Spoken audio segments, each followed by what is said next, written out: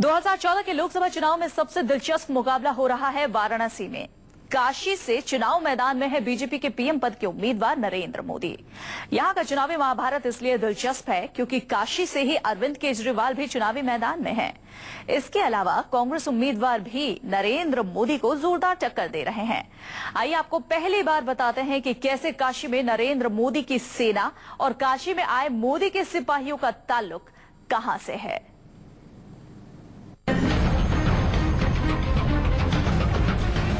काशी के कुरुक्षेत्र में नरेंद्र मोदी, अरविंद केजरीवाल और अजय राय के बीच मुकाबले में फतह किसकी होगी, देश ये जानने को बेचैन है। सबसे ज्यादा प्रतिष्ठा बीजेपी के पीएम उम्मीदवार नरेंद्र मोदी की दांव पर है। यही वजह है कि नरेंद्र मोदी ने मिशन काशी फतह के लिए एक सीक्रेट सेना तैयार की है।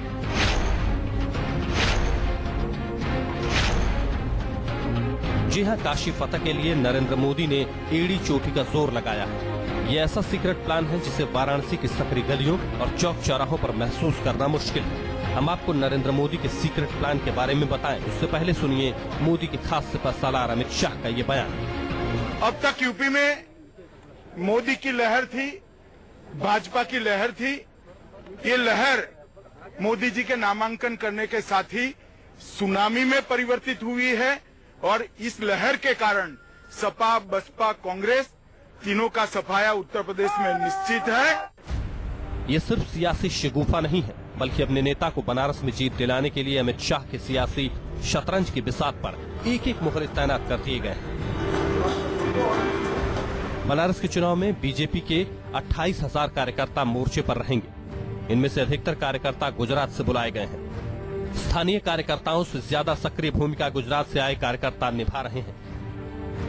आप जानकर हैरान हो जाएंगे कि भले ही नरेंद्र मोदी बनारस से चुनाव लड़ रहे हैं, लेकिन काशी में चुनाव प्रचार से लेकर बूथ मैनेजमेंट तक और वोटरों से सीधे जनसंपर्क साधने तक सारे अहम काम में वाराणसी के स्थानीय बीजेपी कार्यकर्ताओं की जगह गुजरात से आयात किए गए बीजेपी कार्यकर्ताओं के हवाले।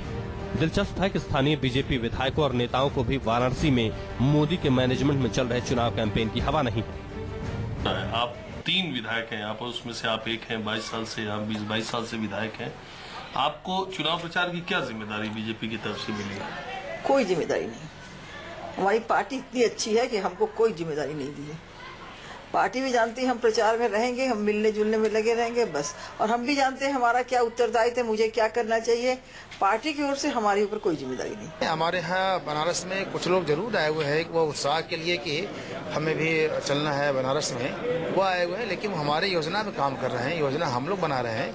उस योजना में उनकी जो सहभागिता है, समय कितना दे पा रहे हैं तो उनको वो अपने अपने मित्र यार रिश्तेदार के यहाँ रुक करके उनके साथ मोहल्लों मोहल्लों में घूम रहे हैं। हमारे सहयोग में लोग आए हैं, सहयोगी बनकर, न कि कोई डिक्टेशन दे रहा है। मोदी की गुजरात टीम को खासतौर पर बनारस के बूथों को मैनेज करने के काम पर तैनात किया गया है। वाराणसी में 17.5 लाख वोटर हैं, जिसके लिए 1,613 मतदान केंद्र बनाए गए हैं। हर बूथों पर 10 कार्यकर्ताओं की तैनाती होगी, जिस पर 2 वरिष्ठ कार्यकर्ता नजर रखेंगे।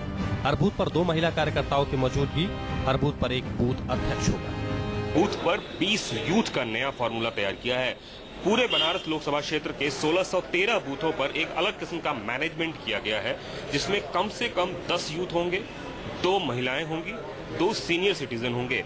ये तो मिनिमम रिक्वायरमेंट है, लेकिन उसको मैक्सिमाइज करके ज्यादा से ज्यादा करके 20 किया गया है, ताकि किसी तरह का कोई चूक न हो। नहीं, हम लोगों को ये बताया गया है कि जो 10 यूथ लगाए जा रहे हैं एक बूथ पर, उनकी ये भूमिका होगी कि जो निकट के वोट है और जो दूर के वोट है, जो थोड़े से नजदीक इधर है, तो 3-3 युवाओं को बांट करके एक बूथ पे रहेगा। उनको लाने की जो जिम्मेदारी रहेगी वो नौजवानों की रहेगी। जितने भी यूथ है वो कोई भी छूटे ना, और माननीय नरेंद्र मोदी जी को वचन बहुमत से और ज्यादा से ज्यादा वोट से पीएम बनाना है।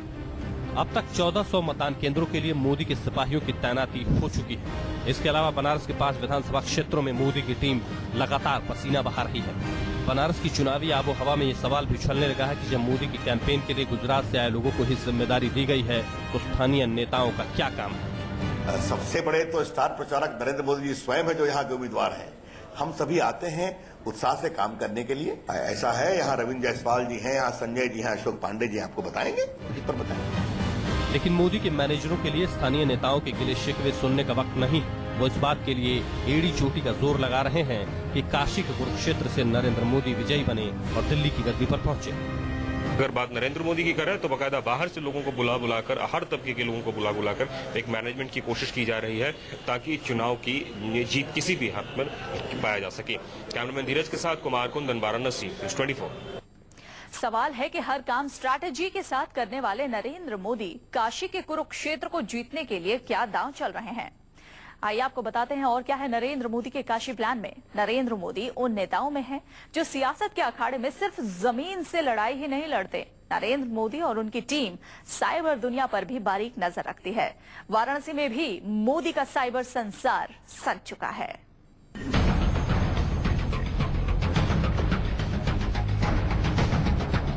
काशी की सियासी लड़ाई सिर्फ वाराणसी की जमीन पर नहीं लड़ी जा रही, बल्कि साथ की इस लड़ाई में एक मोर्चा इंटरनेट की दुनिया में भी खोला जा चुका है। वर्चुअल दुनिया की सियासी जंग में आईटी प्रोफेशनल्स मोदी का साथ दे रहे हैं। ये मोदी समर्थक देश के कोने कोने से बनारस में डेरा डाल चुके हैं। फेसबुक के माध्यम से हम लोगों को जोड़ रहे हैं और अपने मैसेज दे रहे हैं और मोदी जी से ग्राउंड लेवल पे जो काम हो रही है उसको हम इस वेबसाइट के थ्रू, जो कि लोकसभा वाराणसी है, उसके पेज के अंदर में हम डाल रहे हैं और तरह तरह से एक मिनट के हमने अपडेट्स दे रहे हैं। टीम मोदी की नजर बनारस के युवाओं और इंटरनेट यूजर्स पर है। निशाने पर खास तौर पर हैं पहली बार वोट डालने वाले नौजवान, जिन्हें आकर्षित करने के लिए फेसबुक, यूट्यूब, ट्विटर जैसी सोशल साइट्स पर युद्ध स्तर पर प्रचार किया जा रहा है। दिल्ली के साहिल बीजेपी का ट्विटर अकाउंट संभालते हैं। ट्विटर अकाउंट हैंडल कर रहा हूँ, जो कि सारे अपडेट्स जो नरेंद्र मोदी जी के हैं रिलेटेड, सारे अपडेट्स मतलब जो वो बोल रहे हैं स्पीचेस एंड तो उनको थोड़ा शॉर्ट करके एग्जैक्ट वर्ड टू वर्ड वो मैं अपडेट कर रहा हूँ। ये है नमो फॉर वाराणसी ट्विटर अकाउंट का नाम।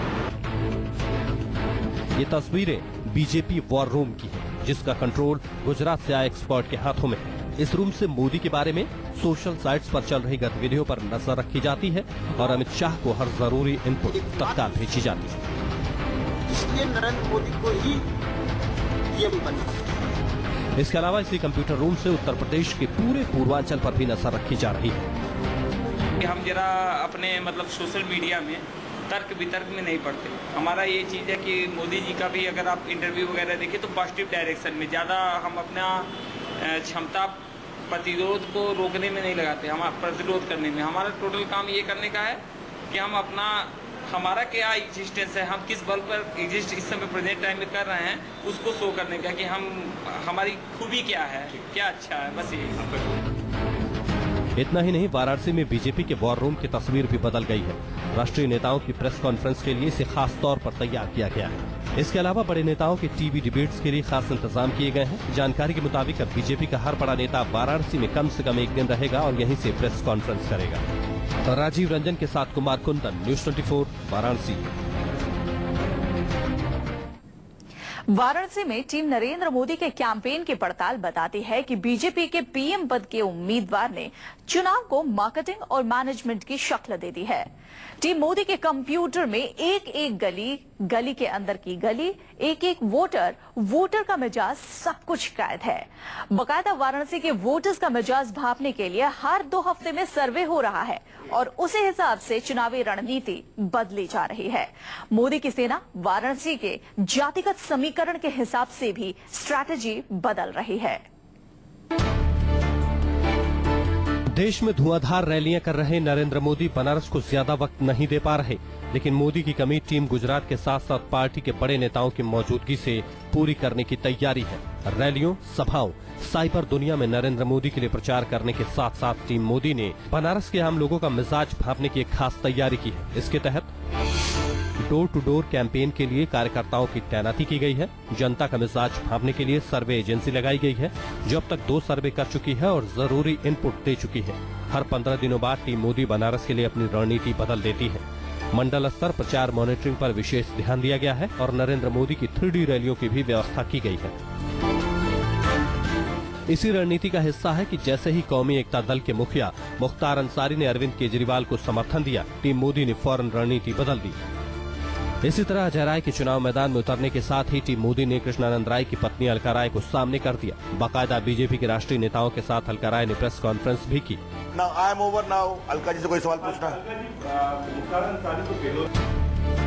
अलका राय को मैदान में उतारकर टीम मोदी ने बनारस के भूमिहार वोट बैंक में सेंधमारी की चाल चली है, क्योंकि कांग्रेस उम्मीदवार अजय राय इसी बिरादरी से है।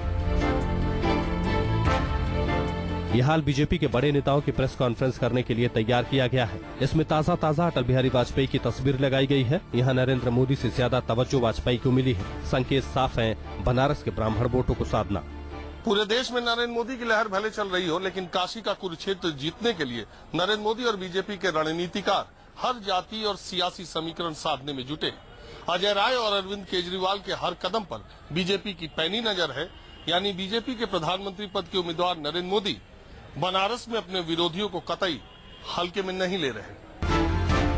बनारस में हर काम के लिए अलग अलग टीमें तैनात हैं। न्यूज 24 को मिली जानकारी के मुताबिक हर टीम से मिले फीडबैक का डेटा बैंक तैयार होता है और फिर इस आधार पर रणनीति तैयार होती है। राजीव रंजन के साथ कुमार कुंदन, वाराणसी, न्यूज 24।